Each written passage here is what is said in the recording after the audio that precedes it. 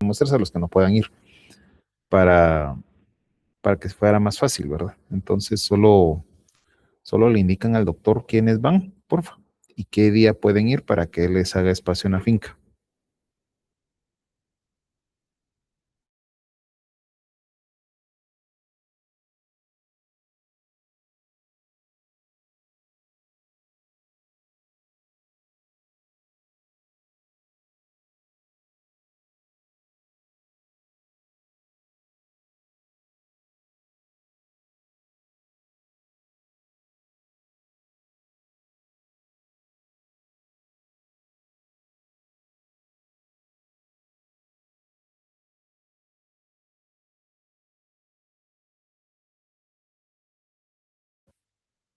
Bueno, vamos a empezar con la clase, con los que están. Como tengo que presentar, no puedo ver si alguien más está entrando, entonces, porque si no se me hizo un chil molesto. Entonces, los que no puedan entrar, pues ahí está la grabación para que la puedan escuchar. Por cierto, tengo que subirle las grabaciones y se las voy a subir. Entonces, vamos a empezar con la clase.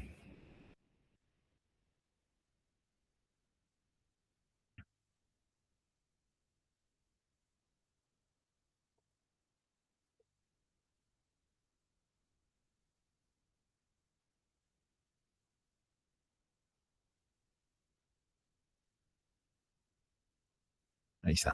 Se Ahora sí. está grabando la llamada. Ahí se movió esto.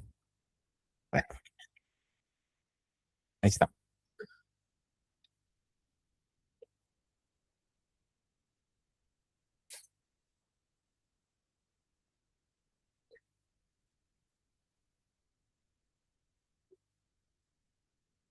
Bueno, entonces hoy vamos a ver cestos de rumiantes y también de quinos. Vamos a empezar con los cestos de rumiantes.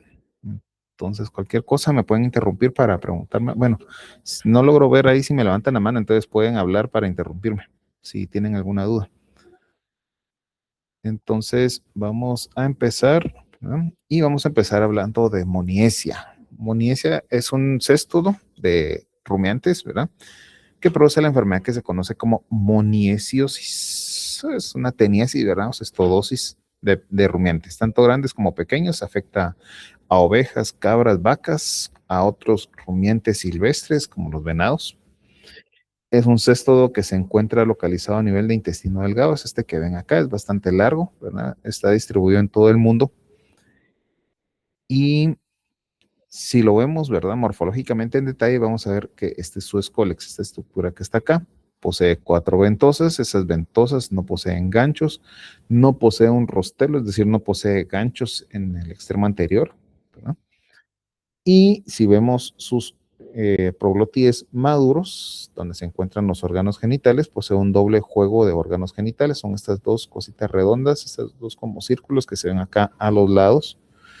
Entonces, de igual manera, posee un poro genital por cada órgano genital, es decir, posee poros genitales a ambos lados de los proglótides.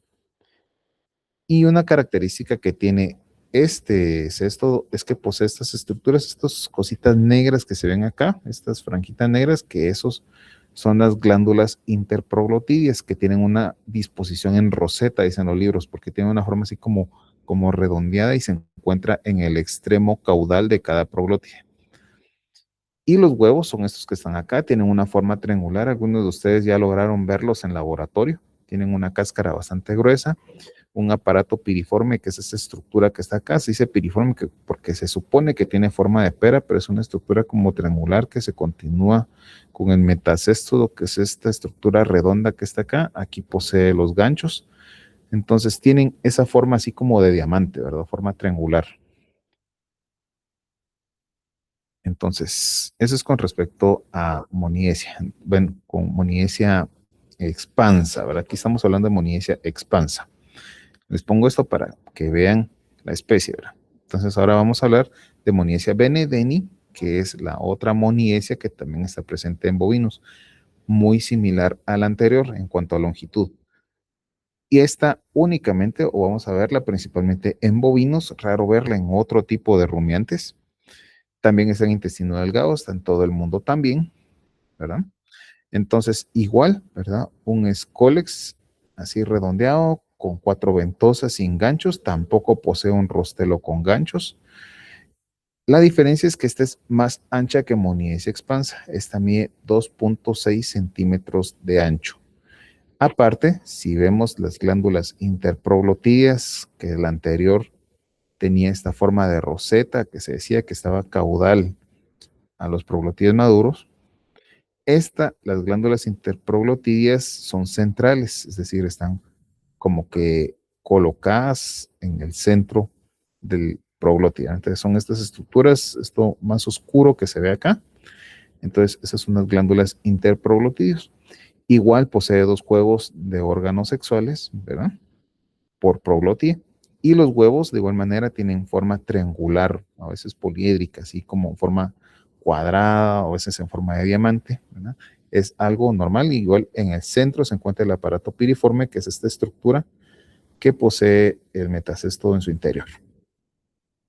Entonces, esto es una vista macro de las que tenemos en laboratorio y que ustedes ya vieron en el laboratorio pasado.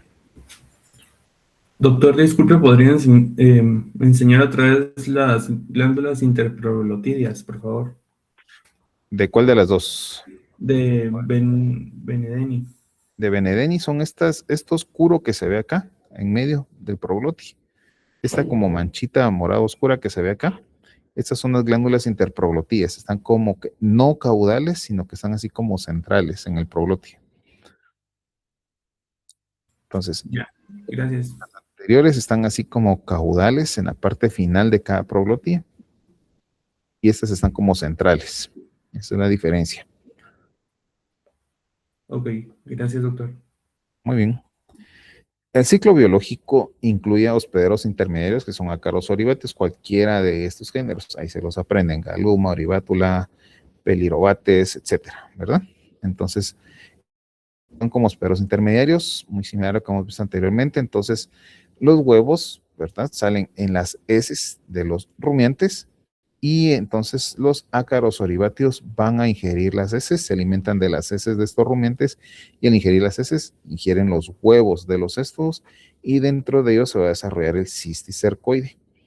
El cisticercoide tarda en desarrollarse aproximadamente 4 meses dentro del ácaro, es decir, en 4 meses se va a volver maduro e infectivo.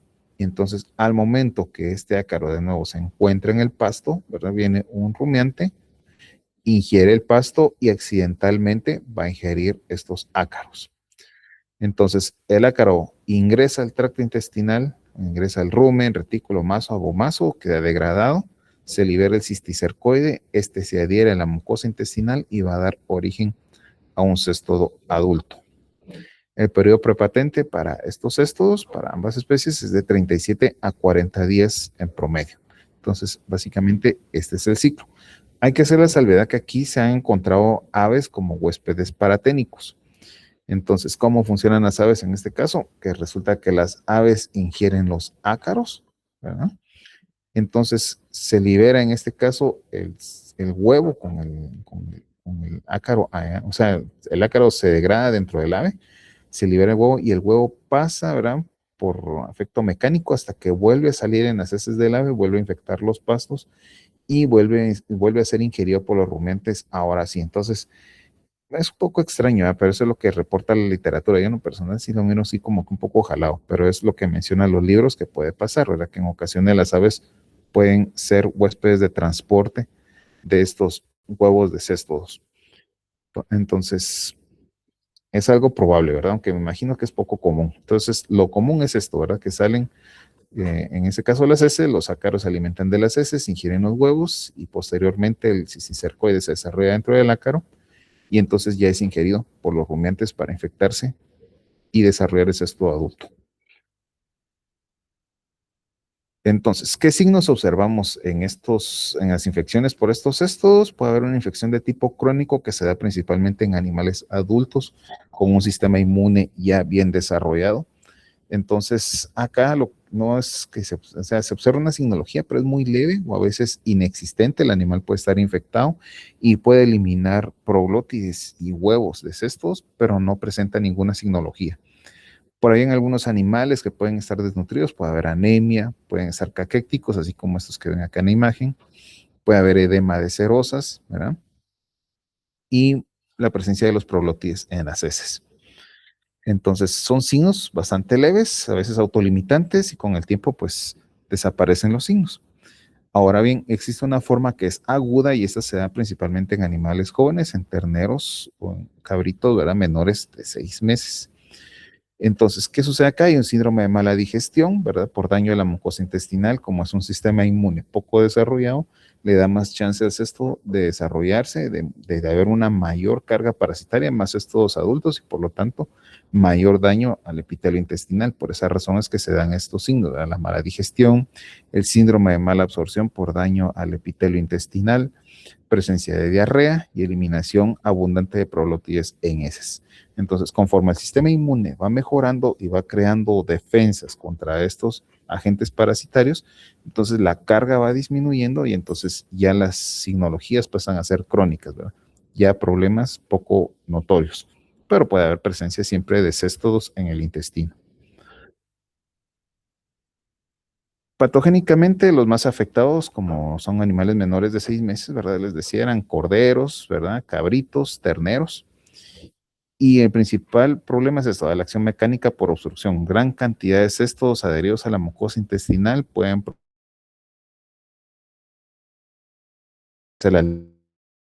esto es muy grande, entonces hay ese problema, ¿verdad? Problemas como, por ejemplo, signología, como que hubieran cuerpos extraños por obstrucción intestinal, mala absorción del alimento porque el epitelio intestinal está dañado, acción irritativa de la mucosa intestinal por el daño que produce la adherencia de estos cestos al epitelio intestinal. Por lo tanto, hay bajo rendimiento productivo, el animal no crece, no se desarrolla, animales tipo carne no tienen un buen rendimiento en canal, animales de engorde, ¿verdad? Animales lecheros tampoco tienen una buena producción debido a la deficiencia de nutrientes. Y como buenos seres vivos, se eliminan también desechos metabólicos. Entonces, eso puede provocar reacción tóxica, ¿verdad? Entonces, hay toxemias, ¿verdad? Producto de sus desechos metabólicos que son eliminados por los cestos también. Entonces, es un efecto cascada, ¿verdad? Lesiones observadas, de nuevo, obstrucción e impactación intestinal por el tamaño de los cestos abarcando la luz intestinal, edema e infiltración de mucosas, tal como se ve acá, ¿verdad? Una mucosa intestinal bastante edematizada y enrojecida, ¿verdad? Por acúmulo de sangre, ¿verdad? Entonces, eso se convierte en una enteritis que puede ser de tipo hemorrágico, si no es muy grave, solamente es exudativa. Lo más grave es eso, la lesión de tipo hemorrágico. Y eso va en detrimento también de la absorción de nutrientes, como les decía, entonces los animales pueden tener lana y pelaje de mal aspecto por hipoproteinemia, anemia, ¿verdad? Por pérdida de sangre, pérdida de vitaminas, ácidos, aminoácidos, etcétera. Entonces hay que hacer un diagnóstico diferencial con otros agentes parasitarios que también pueden estar afectando a nivel intestinal. Entonces, por ejemplo, están los tricostrongylidos, vamos a ver otros nemátodos de este tipo, ¿verdad? Estrongylidos, que pueden afectar la mucosa intestinal y provocar también daño a este nivel y que a veces se exacerba el daño porque están presentes nemátodos, están presentes cestos, ¿verdad? O incluso otros viejos conocidos de ustedes, como son las coccidias, las eimerias también pueden complicar esos cuadros. Entonces, al final, se convierte en un síndrome parasitario porque varios agentes parasitarios están presentes y entre más agentes parasitarios, mayor es el daño y la lesión. Otros puede ser fasciola también, ¿verdad? Que puede complicar los cuadros clínicos. Diagnóstico y tratamiento. El diagnóstico se basa en las manifestaciones clínicas, la presencia de enteritis, diarrea, la presencia de proglótides en heces. Son heces de un ternero, entonces una gran cantidad de proglótides o huevos presentes en las heces, ¿verdad? Entonces, ¿cómo lo diagnosticamos? Por nuestro método siempre útil y efectivo, flotación, ¿verdad? O bien McMaster. Entonces, cualquier análisis coproparasitológico nos permite la detección de huevos en heces con el aparato piriforme, que es esta estructura que está adentro, ¿verdad? Que ya les había mencionado. Y el tratamiento puede basarse en febendazol, 5 miligramos kilo por vía oral, o albendazol, 7.5 miligramos kilo, también vía oral. Entonces, eso es con respecto a Moniesia. Existen otros céstodos también en rumiantes, como Tisanosoma actinoides, que se conoce como Tenia festonea, porque esta también posee unas glándulas interproglotidas, pero son como alargadas, muy desarrolladas. Entonces se ven como unos flequitos que están en la parte caudal de los proglotides. Entonces, por eso esta enfermedad que se conoce como tisanosomiasis afecta principalmente a ovejas y cabras, por ahí algunos cérvidos. Es una tenia que se encuentra circunscrita al continente americano, desde el norte hasta el sur. Y esta tiene como característica que prefiere ubicarse en los conductos biliares y en los conductos pancreáticos. Y por ahí, cuando hay una carga parasitaria muy alta, entonces ya se ubica en intestino delgado. Es una tenia bastante pequeña. Entonces, miren, esta está en una lámina portaobjetos, tiene el cubreobjetos aquí puesto. Entonces, miren el tamaño que tiene, es bastante pequeña, ¿no? En algunas ocasiones, si llega a crecer mucho, puede llegar hasta los 15 a 30 centímetros por 8 milímetros de ancho. Y el Scolex mide aproximadamente 1.5 milímetros, esta cosita que está acá es el Scolex. Entonces es bastante pequeño. Entonces esa es la forma que tiene. En unos casos llega a ser así de grande, como esta que se ve acá, que puede llegar hasta los 30 centímetros. De lo contrario, pueden ser especímenes bastante pequeños. Entonces, como les mencionaba, tiene esta estructura que está atrás, que se dice que son festones, ¿verdad? Tiene prolótides festoneados, ¿verdad? Cortos. Entonces son igual bastante anchos, digamos, y más cortos en longitud.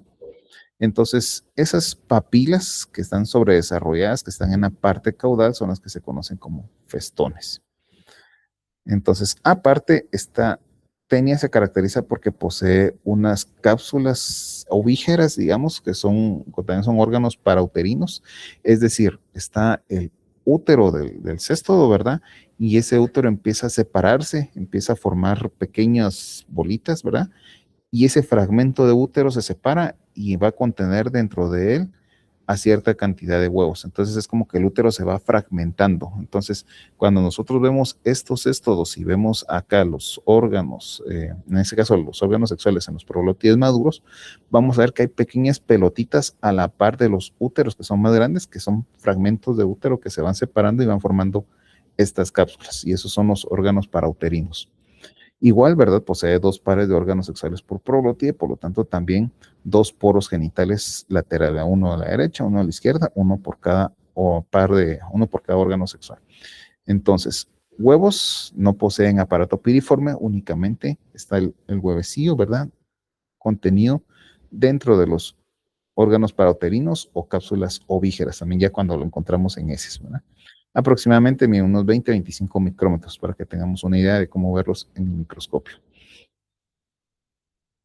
El ciclo biológico de este cestodo no se sabe muy bien todavía cómo es que funciona, pero se tiene una idea en base a los otros cestos de rumiantes. Entonces, realmente nadie ha logrado realmente completar el ciclo. Se sabe que los ácaros o ribatidos de nodo son los hospederos intermediarios y lo más seguro es que estos, al consumir las heces de los rumiantes, se infectan entonces con los huevecillos y dentro de ellos se va a formar siempre el cisticercoide. Lo que sí se sabe, lo que descubrieron algunos, creo que eso fue en Colombia, es que estos cisticercoides pueden tardar hasta 23 días en madurar dentro de los ácaros, ¿no? Y entonces, de nuevo, los rumiantes consumen ese ácaro, lo más seguro, ¿verdad? Eso es lo que se cree. Y entonces, de esa manera, se vuelven a reinfectar los rumiantes. Y el periodo prepatente, en este caso, se sabe que es de 6 a 7 semanas.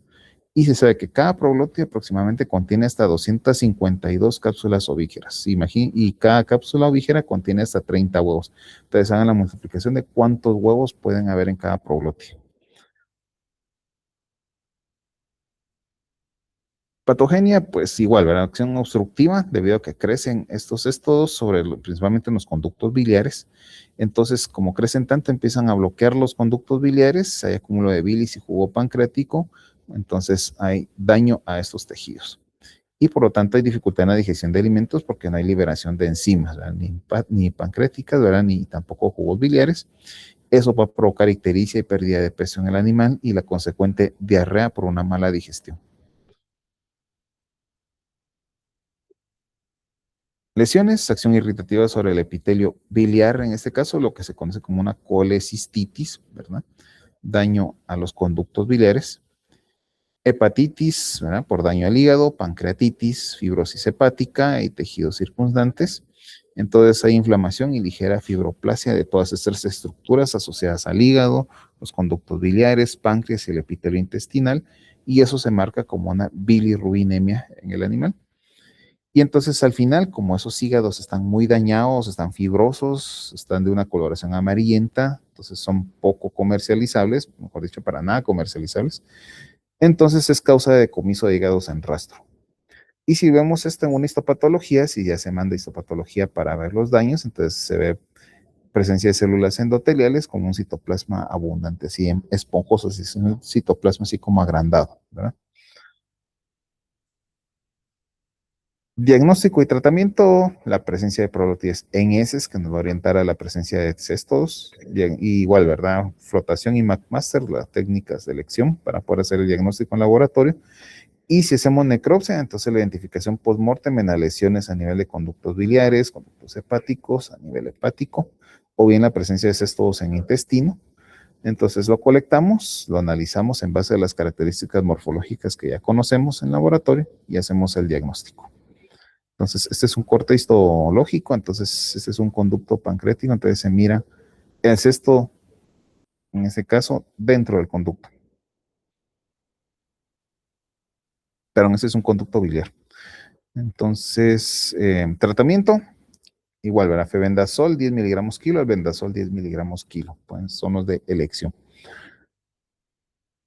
Otras especies de cestos que hay en rumiantes está Tisaniasia yardi, que en este caso es un cesto que afecta a pequeños rumiantes y bovinos, pero este está circunscrito a Europa, África y en algunas regiones de América. Es poco común, pero frecuente. En Guatemala por lo menos no se ha diagnosticado, pero sí se sabe que hay otras regiones de América donde está presente. Igual Avitelina centripuntata, que es de borregos y corderos, que esta está más circunscrita a África, Europa e India. Si alguien algún día termina por allá trabajando, entonces posiblemente se tope con estos especímenes. También es estilesia hepática, ¿verdad? Que también se circunscribe a los conductos biliares, en este caso de borregos, cabras, bovinos silvestres de África, y Estilesia glubipunctata, que es de ovinos y caprinos de Europa e India, que son estas que se ven acá. Entonces, son otros estos de rumiantes, ¿verdad? Que están presentes en otras partes y pues les queda solo como referencia, por si algún día les toca ver alguno de estos bichos, sobre todo en animales que a veces vienen importados de tipo silvestre. Entonces, eso es con respecto a los cestos de rumiantes. No sé si tienen alguna duda.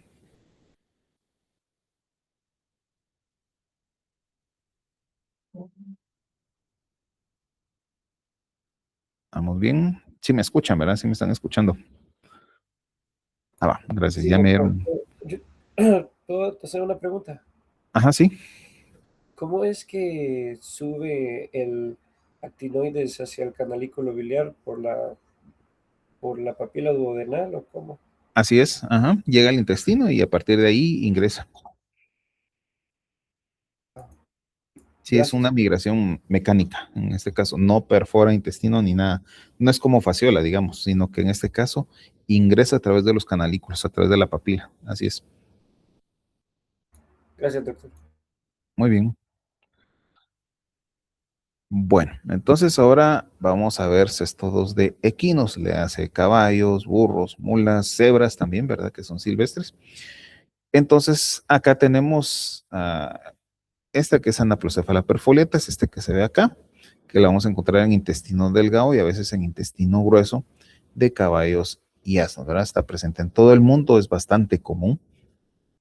Y una característica que tiene es que no posee rostelo tampoco, ni posee ganchos, ¿verdad? O sea, no posee ganchos tampoco ni en las ventosas, pero posee estas estructuras caudales, posee dos de cada lado, ¿verdad? Que son unas solapas. Entonces, se encuentra una solapa caudal por cada ventosa. Entonces, está la ventosa y está esta solapa, la otra ventosa, esta solapa y las dos ventosas del otro lado, de igual manera, poseen esas estructuras alargadas que se conocen como solapas.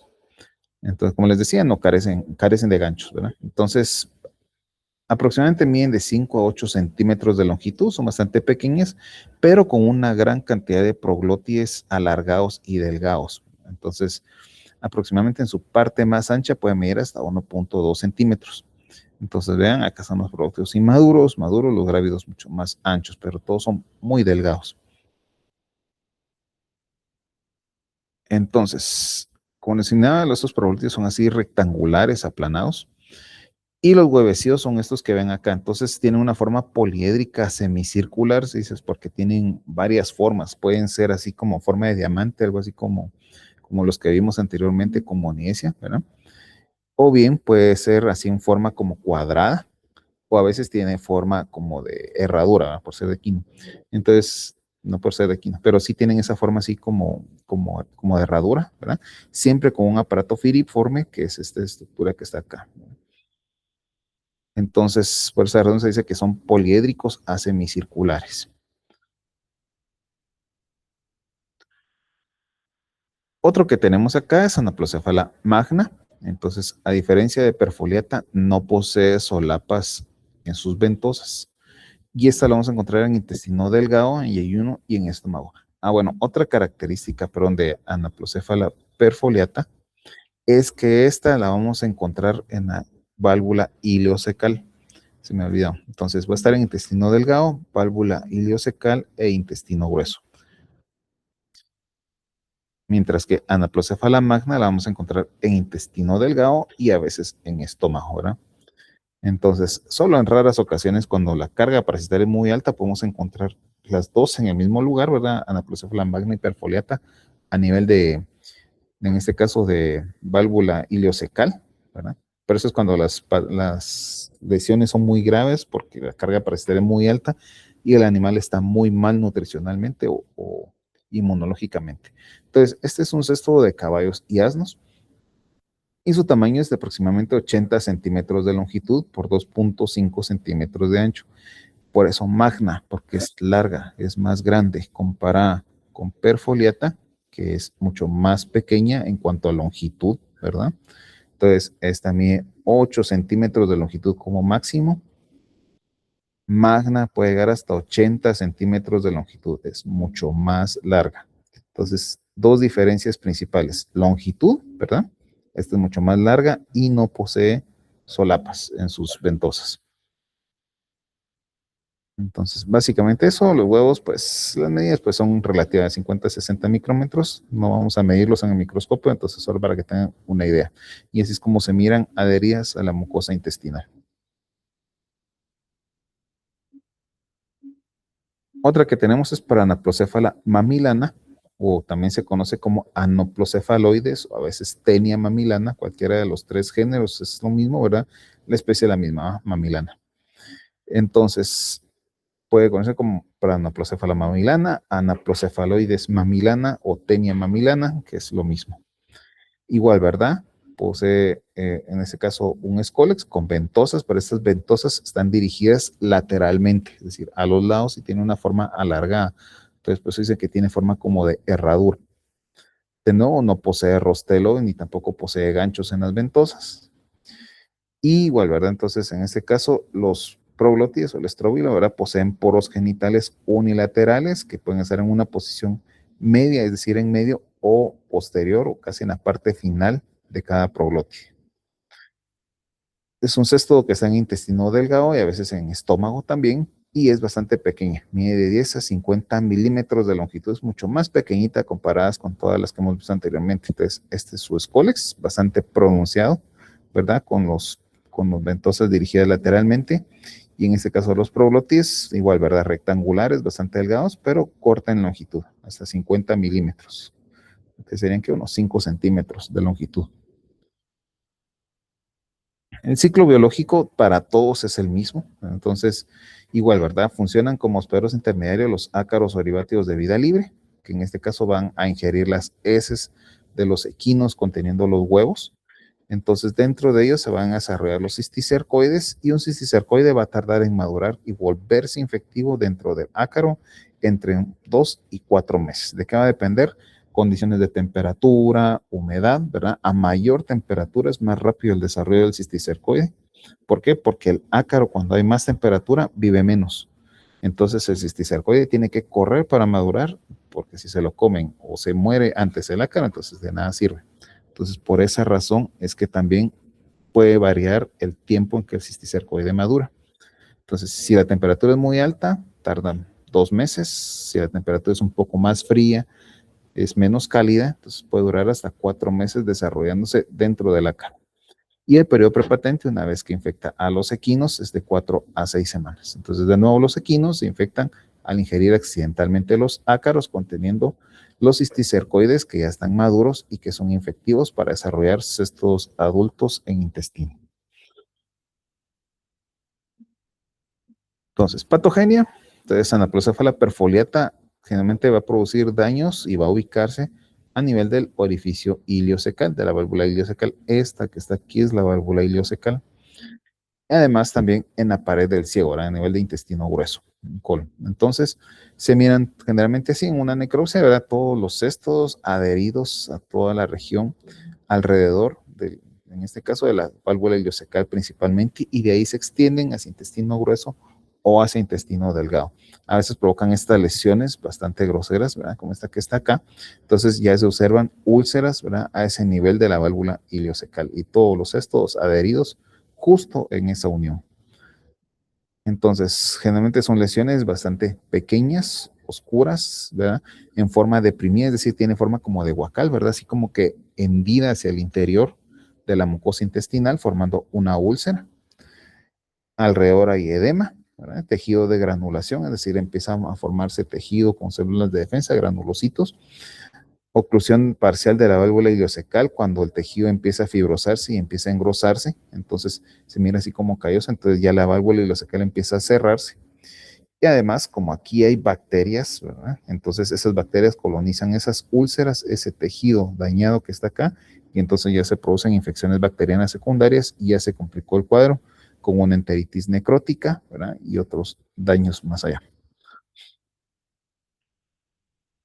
En el caso de Anaploséfala magna, es relativamente menos patógena que la anterior, se dice, pero es porque solamente produce una enteritis catarral que puede llegar hemorrágica también, pero si está presente Anaploséfala perfoliata que produce esas lesiones ulcerosas en forma de huacal o hendidas profundas dentro de la mucosa, y sobre eso están estas presentes, entonces la lesión puede llegar a ser tan profunda que puede incluso romper el intestino, entonces por eso es que puede haber perforación intestinal, pero generalmente eso está asociado con Anaploséfala perfoliata. Entonces, cuando se hace la necropsia, generalmente vemos los dos tipos de cestos, ¿verdad? Las dos especies de cestos adheridas en la mucosa intestinal.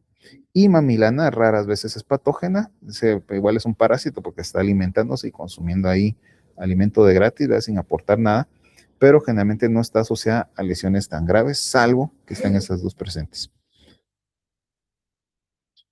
Tratamiento para todos, ¿verdad? Febendazol 7.5 miligramos kilo, pomato de pirantel 13.2 miligramos kilo en algunas ocasiones, o praziquantel, que es como que el de mayor uso y de batalla, que es de 2.5 miligramos kilo. Todo vía oral. Y el control se basa en el manejo de potreros, ¿verdad? Para el control de hospederos intermediarios, mantener más o menos el pasto corto para evitar mucho acúmulo de ácaros y dosis adecuadas de desparasitantes para prevenir también en algunas ocasiones la posibilidad de que exista resistencia de los cestos a ciertos desparasitantes, ¿verdad? Sobre todo si se están utilizando muy frecuente o subdosificados, ¿verdad? Eso incluye también a rumiantes. Y bueno, entonces hasta aquí la clase. Si tienen alguna duda, me cuentan.